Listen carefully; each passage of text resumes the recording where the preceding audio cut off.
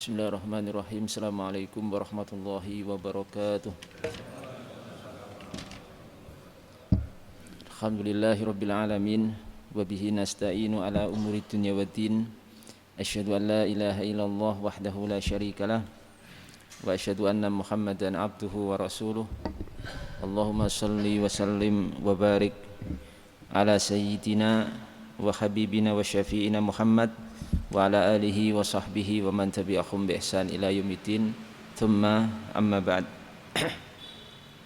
Ma'asyiral muslimin, jamaah salat subuh yang dimuliakan Allah Subhanahu wa taala. Pada kesempatan pagi hari ini kita akan melanjutkan kajian kita, dan pagi hari ini kita akan membahas masalah hukmu taswiril al-hayawan, hukum menggambar makhluk bernyawa. Nah, di sini termasuk dibahas oleh Syekh Nawawi atau muallif, kemudian disyarah dijelaskan oleh Syekh Nawawi Al-Bantani sini tentang hukum menggambar makhluk bernyawa.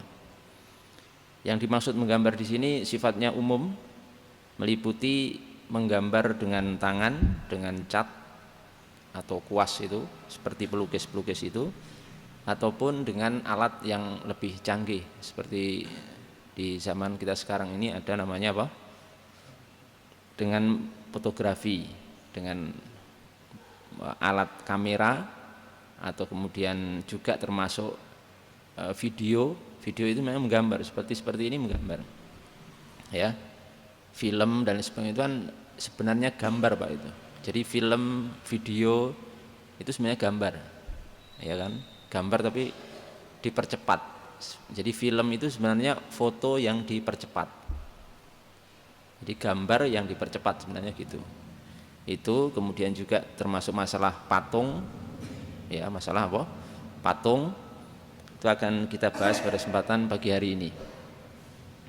Jadi Bapak Ibu sekalian yang dimuliakan Allah Subhanahu wa taala, di sini saya akan bacakan dulu nukilan dari pengarang atau dari Syekh Nawawi. Kemudian nanti akan kami jelaskan sedikit lebih detail ya tentang hukum masalah ini.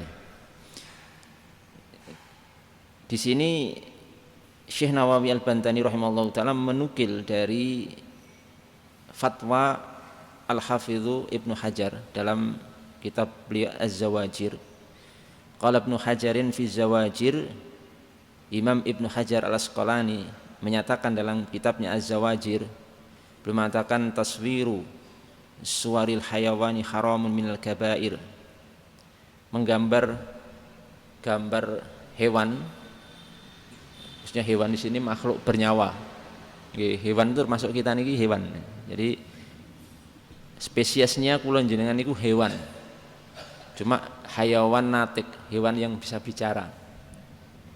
Kalau kuda, kalau sapi dan semisalnya niku hewan yang ghairu natik, hewan yang tidak bisa bicara.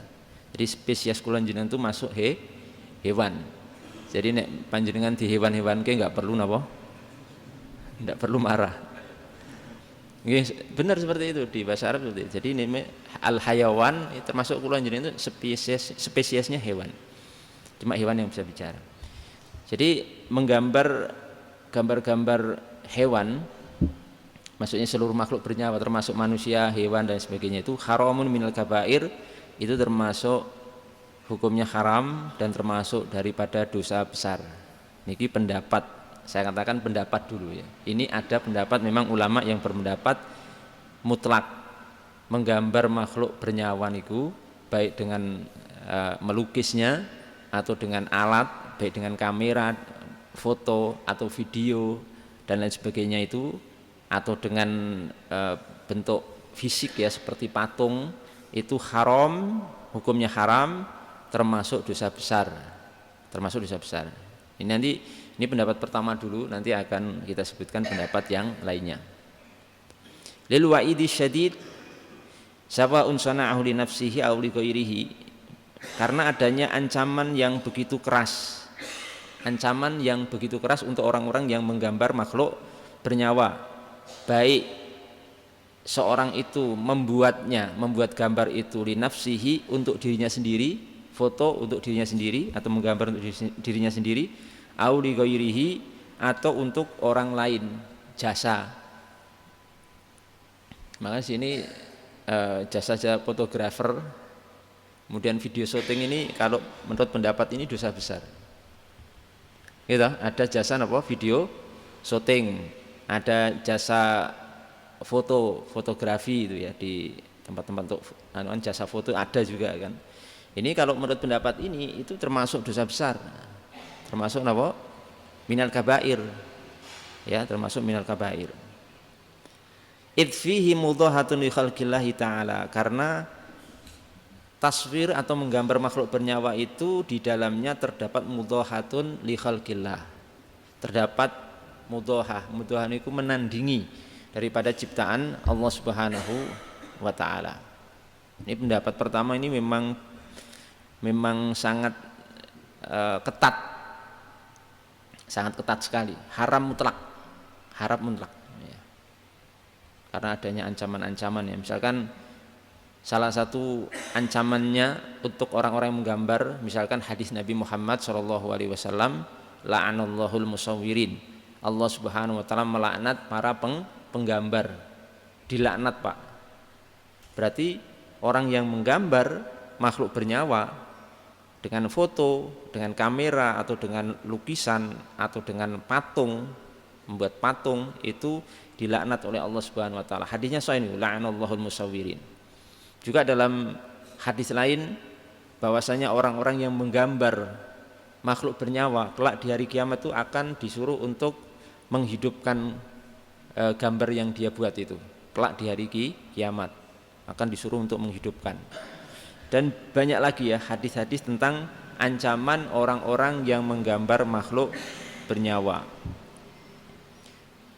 Apa argumentasi pendapat ini? Karena argumentasinya itu tadi mudhahatun li khalqillah. Karena menandingi ciptaan Allah Subhanahu wa taala.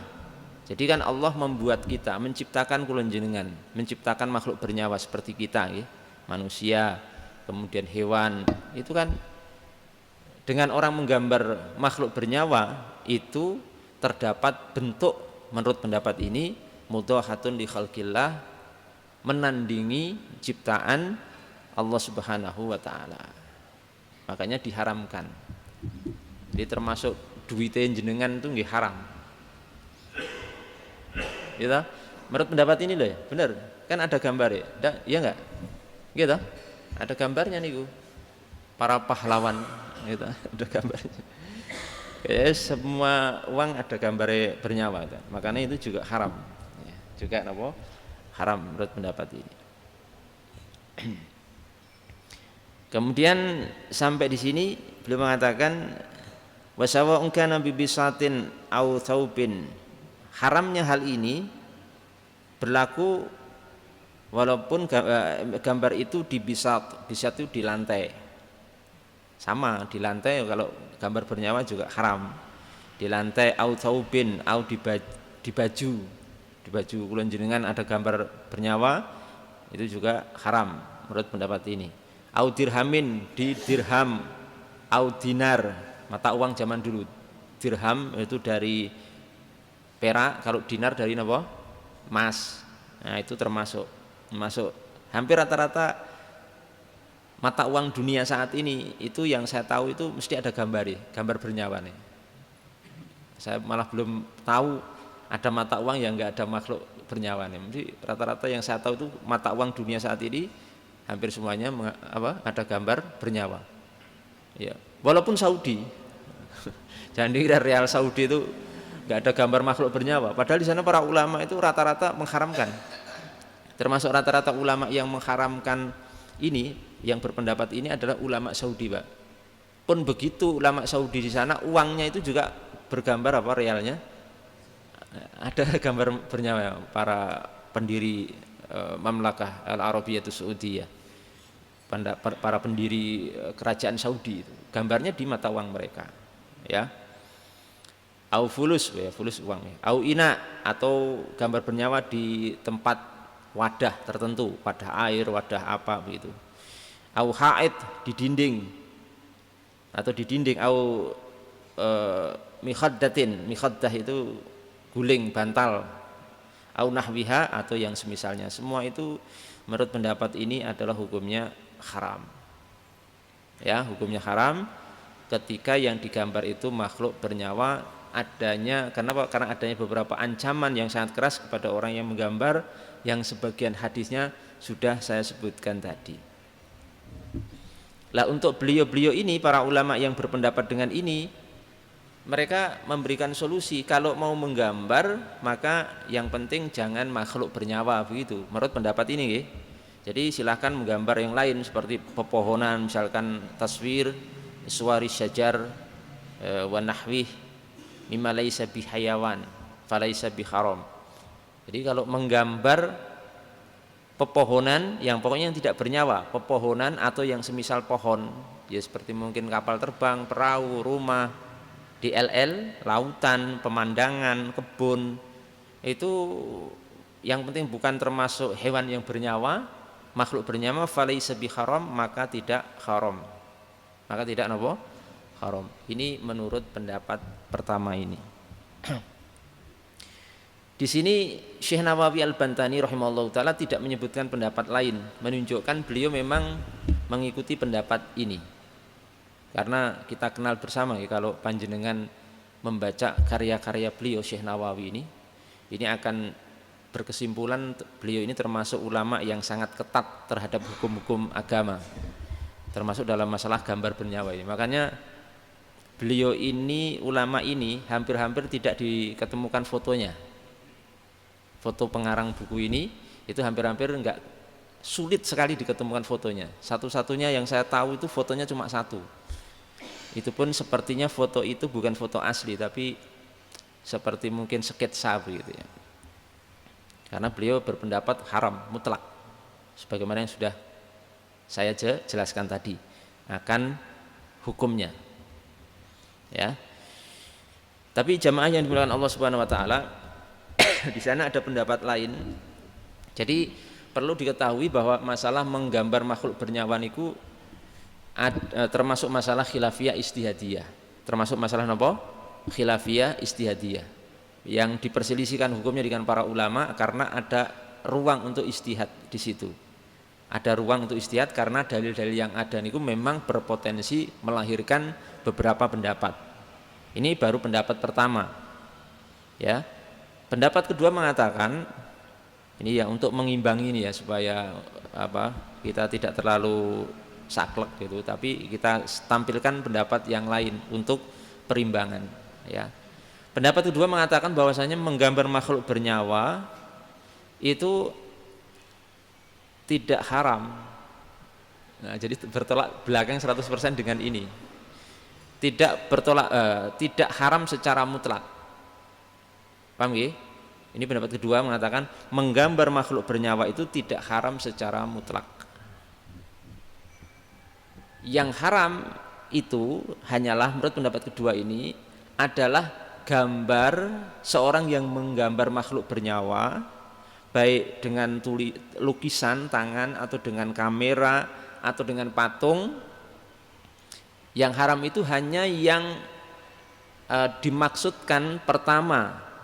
Tujuannya ya, pertama itu maksudnya itu adalah mudhahatun li khalqillah, memang sengaja untuk menandingi ciptaan Allah.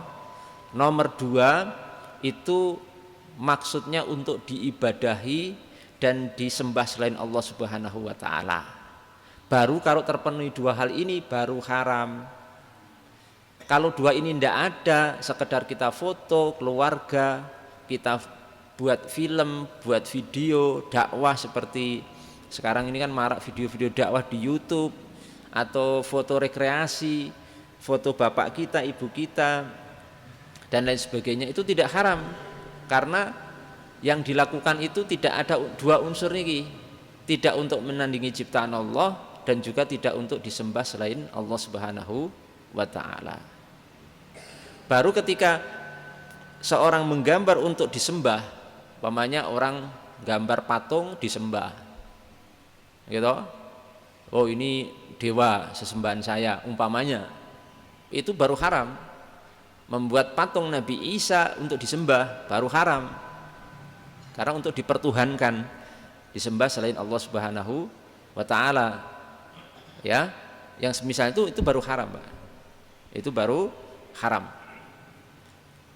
Kenapa gini? Ini pendapat kedua ini untuk menggabungkan banyak dalil, karena dalil itu perlu dijam'u, perlu dikompromikan. Ada namanya istilah usul fikih niku thariqatul jam'i, metode untuk menggabungkan dan mengkompromikan banyak dalil.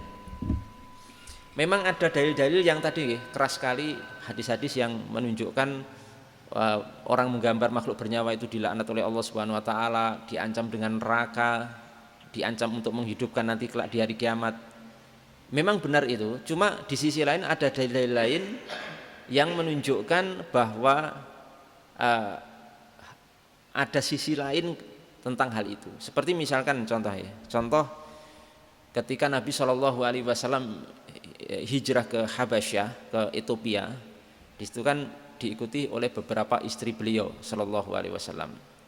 Nah, ketika masuk gereja, memasuki salah satu gereja di Ethiopia itu, istri beliau itu melihat gambar apa? Gambar Bunda Maria atau Yesus di gereja itu. Kemudian Rasulullah SAW menyatakan bahwasanya haula syirarul khalqi indallah. Mereka ini kaum Nasrani itu sejelek-jelek makhluk di atas muka bumi ini. Kenapa? Mereka itu kalau ada orang yang wafat dari tokoh mereka buat gambar, ya, kemudian mereka agungkan selain Allah Subhanahu wa taala. Kurang lebih maknanya seperti itu. Lah, hadis ini menunjukkan gambar yang dilarang itu adalah yang yu'bad min dunillah, yang memang dimaksudkan untuk disembah selain Allah Subhanahu wa taala. Karena di sini dicela oleh Rasulullah Shallallahu Alaihi Wasallam perbuatan orang-orang Nasrani yang menggambar Isa bin Maryam, Bunda Maria, dan yu'bad min dunillah untuk disembah selain Allah Subhanahu wa taala. Jadi ini untuk mengkompromikan hadis-hadis tentang masalah menggambar makhluk bernyawa tadi, sehingga terkompromikan menjadi satu, ketemu titiknya itu sebenarnya bukan masalah menggambarnya yang dilarang itu, tapi sebab larangan. Jadi kalau pelajaran usul fikih ini kan ada illatul hukum, Pak. Oke? Ada illatul hukum. Illah niku sebab hukum itu muncul. Ya, dasar hukum. Jadi dasar hukum larangan menggambar makhluk bernyawa itu sebenarnya bukan menggambarnya, tapi lebih ke maksud atau tujuan orang itu menggambar. Maksudnya apa dulu? Kamu gambar ini. Kalau kamu gambar, maaf ya, seperti misalkan orang-orang sebagian Syiah, kelompok Syiah Rafidhah atau Syiah yang ekstrim itu kan ada menggambar imam-imamnya, imam 12 itu, kadang menggambar Khumaini, kemudian sujud di hadapan gambar Imam Khumaini misalkan, atau imam. Lah ini baru haram. Karena itu yu'bad min dunillah, yu'azzam, diagungkan, disembah selain Allah Subhanahu wa taala. Jadi untuk mengkompromikan beberapa dalil. Juga dalil lain itu Aisyah radhiyallahu taala anha itu kan waktu menikah dengan Nabi Muhammad sallallahu alaihi wasallam itu kan masih kecil, Pak. Gitu. Masih kecil, umur 6 tahun menikah dengan Nabi. Makanya Rasulullah SAW niku dukhul masuk kepada Aisyah niku baru umur 9 tahun. Namanya anak kecil itu kan seneng mainan, termasuk Aisyah niku punya mainan boneka. Mainan apa? Boneka kecil. Dan boneka itu berbentuk makhluk bernyawa juga.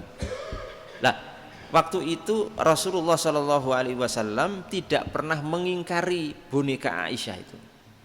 Tidak pernah mengingkari boneka yang dibuat mainan Aisyah, dan itu makhluk bernyawa. Ada dalam riwayat itu, mungkin riwayatnya lain-lain gitu. Yang saya ketemu itu riwayatnya bonekanya Aisyah itu seperti kuda dan punya sayap.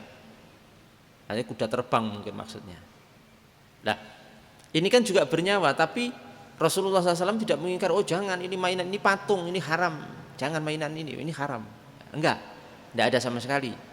Maka berarti itu merupakan takrir Takrir itu persetujuan Nabi Muhammad SAW yang menunjukkan takrir niku berarti hujjah, termasuk sesuatu yang disetujui Nabi Muhammad SAW itu menunjukkan bahwa sesuatu itu bukan haram, ya bukan haram.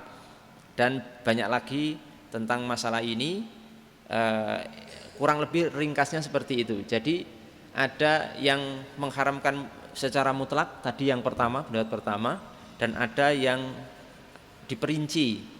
Kalau maksud menggambar itu adalah untuk disembah selain Allah Subhanahu wa taala dan untuk menandingi ciptaan Allah Subhanahu wa taala, hukumnya haram. Adapun kalau tidak, sekedar biasa saja untuk dokumentasi. Seperti kajian di video itu kan untuk dokumentasi. Foto-foto pernikahan gitu. Kan betul niku. Foto pernikahan niku juga untuk dokumentasi. Atau misalkan foto keluarga dan sebagainya, itu tidak masalah karena itu bukan untuk menandingi ciptaan Allah Subhanahu wa taala, yang kedua bukan untuk disembah selain Allah Subhanahu wa taala. Dan saya pribadi mengikuti pendapat kedua bahwa foto itu baik dengan lukisan atau dengan alat kamera, baik video, baik patung, semuanya itu kalau tidak bertujuan untuk menandingi ciptaan Allah dan tidak bertujuan untuk disembah selain Allah, maka boleh hukumnya. Itu yang saya ikuti. Tapi saya menghargai kalau ada yang mengikuti pendapat pertama yang haram mutlak pokoknya. Karena memang ada ulama yang seperti itu, termasuk di sini Syekh Nawawi, pengarang kitab ini saja mengharamkan mutlak. Mengharamkan mutlak, Pak. Jadi kita hormati kalau ada yang mengharamkan, enggak mau difoto gitu. Misalkan enggak mau di video. Jadi ada Pak sampai sekarang sebagian ulama itu enggak mau difoto sama sekali, enggak ada.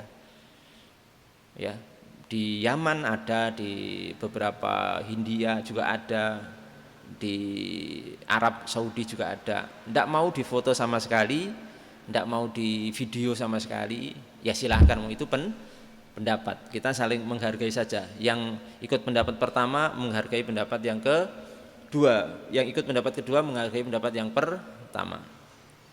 Karena ini masalah khilafiyah ijtihadiyah dan itu berlaku Pak, saling menghargai dan menghormati. Cuma yang perlu saya sampaikan di sini,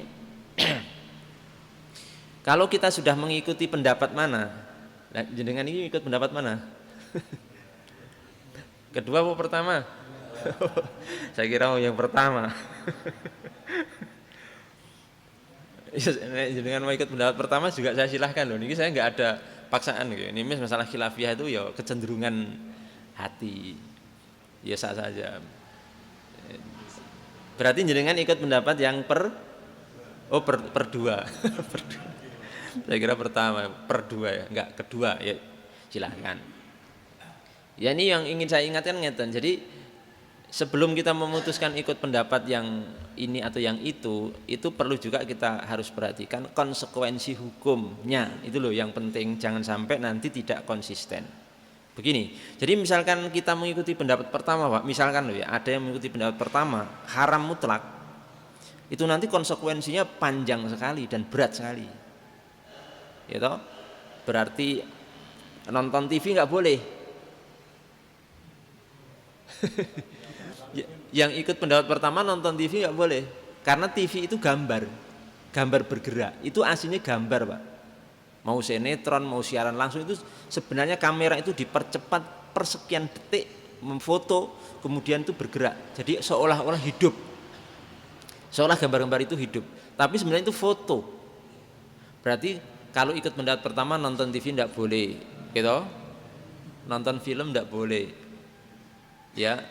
Nyetel YouTube tidak boleh, wong itu gambar kok, mengharamkan malah dinikmati. Jadi saya itu ya heran, wadah yang kenceng ikut pendapat pertama, ya silahkan ya. Tapi lah wong ikut pendapat pertama hobinya nonton YouTube. Nah itu menikmati sesuatu yang dia yakini haram. Lah kan enggak, itu lucu malah. Jadi mohon kalau yang mau ikut pendapat pertama yang haram mutlak niku harus konsisten, jangan sampai nonton YouTube, jangan sampai nonton TV. Ya, itu saya benar-benar ini perlu saya luruskan, karena saya malah heran, karena pernah saya itu di satu mobil itu, di mobil pribadi ketika saya akan mengisi ke satu daerah itu kan dijemput gitu ya. Lah yang jemput saya itu mengikuti pendapat pertama. Ikuti pendapat pertama. Pokoknya gambar tuh haram mutlak, Ustaz. Terus dia, ya saya nggak tanggapi, dia terus cerita-cerita. Ustadz ini begini ya, wah Ustadz ini ganteng, Ustadz ini agak gemuk gini. Loh kok sampean tahu, belum pernah ketemu? Loh saya tiap hari nonton YouTube kok. Lah saya kira itu dari mana kok, makanya kok saya kan dia belum pernah ketemu kok tahu wajah Ustadz ini ganteng, wajah ini gemuk dan ternyata hobinya tiap hari nonton YouTube. Lah sementara dia mengharamkan gambar secara mutlak. Nah itu namanya dia menikmati sesuatu yang dia yakini haram. Ini loh yang perlu saya tegaskan di sini. Ya, nggak boleh nonton YouTube, nonton TV, nonton film dan segala gambar-gambar yang ada ya, gambar di sabun, gambar di rumah presiden dan wakil presiden, gambar burung garuda dan lain sebagainya itu haram semua. Ya kan? Itu haram semua, Pak. Nah, makanya pendapat kedua ini lebih realistis, Pak, dari sisi argumentasi ilmiah lebih kuat juga.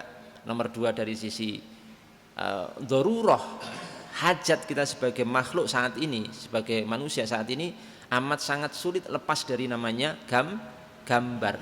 Bahkan hajat kebutuhan kita misalkan luar biasa kepada gambar itu ya, kepada video dakwah misalkan. Terus gambar apa? KTP nggak ada gambarnya, itu ada gambarnya KTP, ada kemudian SIM, gitu, paspor, gitu, paspor, semua ya ada gambarnya nih, ada foto kita. Kemudian mungkin yang lain juga ya, banyak sekali itu. Ya, duit mah ada gambarnya. Makanya dulu saya punya teman, Pak, dari Jawa Barat kalau nggak salah, teman belajar di Yaman itu dari Jawa Barat. Beliau ini keras sekali ikut pendapat pertama. Teman saya nih dari Jawa Barat itu. Ketika di Yaman cerita ke saya cerita langsung saya. Pas masa-masa kencengnya ikut gambar pendapat pertama yang haram mutlak gambar itu, dia duitnya itu kepalanya dipotong, Pak. Jadi ini ada gambar Pak Karno, kepalanya Pak Karno itu dipotong duitnya itu. Ya nggak laku loh, Mas. Karena meyakini gambar haram, jadi duit itu gambarnya itu dipotong, sing gambar makhluk bernya dipotong, dihilangi sampai seperti itu. Nah sini ini perlu kita jelaskan dan masya Allah ya luar biasa. Karena mungkin di zaman-zaman dulu mungkin itu gambar uang itu kan belum ada gambar makhluk bernyawanya ya. Apalagi di khilafah Islamiyah itu gambarnya malah la ilaha illallah ada.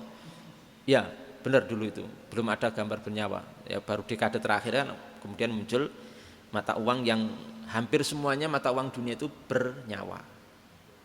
Itu perlu kita jelaskan supaya kita itu, kenapa saya tampilkan pendapat yang lain supaya kita ini bisa lebih mengetahui bahwa kadang masalah itu adalah masuk masalah khilafiyah istihadiyah yang kita harus saling menghargai dan menghormati. Kemudian yang kedua, kita harus paham konsekuensi hukum ketika memilih satu pendapat. Itu penting. Ya, penting sekali. Kemudian bagaimana Ustadz dengan hadis Nabi Muhammad SAW yang menyatakan bahwasanya malaikat tidak akan masuk rumah yang ada gambar bernyawanya? Karena enten hadisnya nih. Ya, Nabi bersabda la tadkhulul malaikatu baitan fi kalbun wala surah. Para malaikat itu tidak akan masuk satu rumah yang di dalam rumah itu ada anjing dan gambar bernyawa. Wah, berarti rumah kita nggak kemasukan malaikat. Itu ada gambar uangnya, ada foto misalkan, ada foto, ada misalkan TV dan lain sebagainya, itu berarti tidak masuk. Ada KTP kan, KTP kita kan juga ada foto kita, berarti malaikat tidak masuk. Pertama ini hadis ini yang dimaksud al malaikah di situ adalah malaikatur rahmah, malaikat rahmat. Yang dimaksud malaikat rahmat bukan semua malaikat. Bukti ini bukan berarti jenengan nanti di rumah kan ada uang, ada gambare gitu, ada KTP dan sebagainya, itu semua malaikat nggak masuk. Kemudian nanti termasuk malaikat maut, penyabut nyawa, itu nggak begitu. Malaikat bernyawa nggak peduli mau gambar atau tidak, wayahe cabut itu gitu. Tetap dicabut, Pak.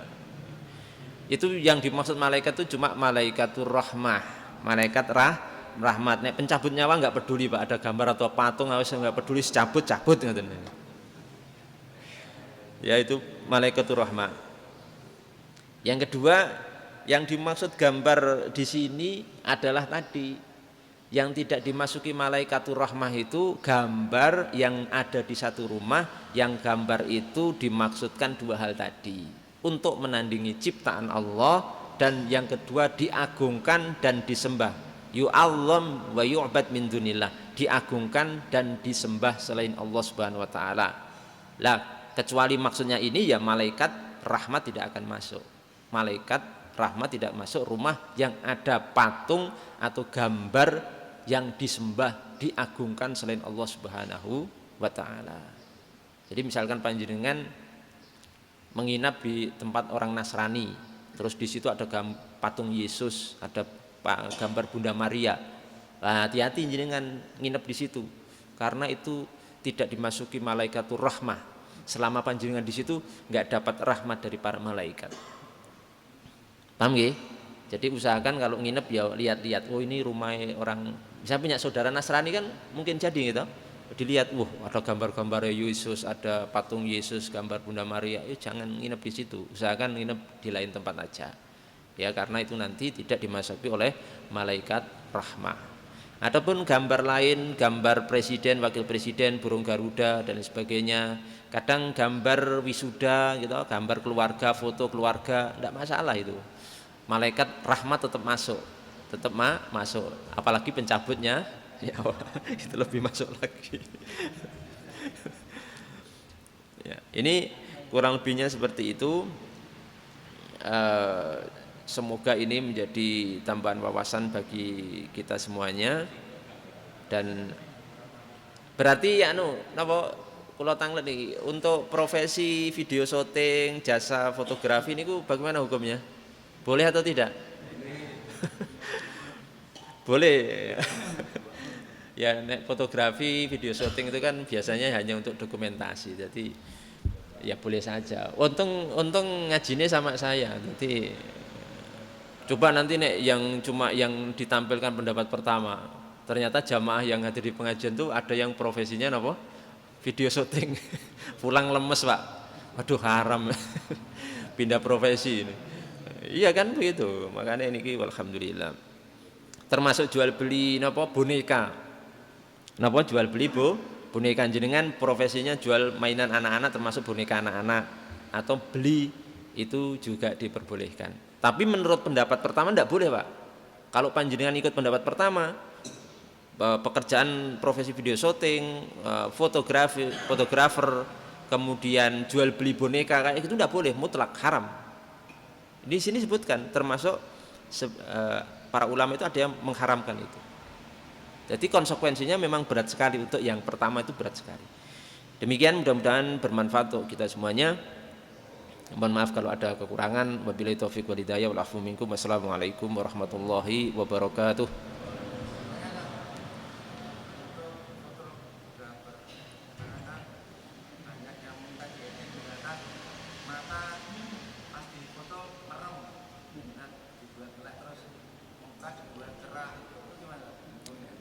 Tidak apa-apa, itu cuma sedikit untuk edit ya, nggak apa-apa. Itu untuk kebaikan. Jadi misalkan pas dipoto merem digawe melek itu bisa sekarang, itu tidak masalah. Kecuali tadi nggih nyuwun pangapunten, tambahan penting ini untuk yang profesinya video syuting itu tadi kan boleh gitu. Menurut pendapat kedua boleh. Tapi bisa jadi haram video syuting itu kalau kerjaannya nyuting penyanyi campur sari sing pakaiannya setengah betis niku. Loh, itu benar saya sampaikan, ini jangan sampai nek ada yang pekerjaannya video syuting tapi tukang nyuting penyanyi seksi niku hukumnya haram. Nginceng tiap hari nginceng ya gitu.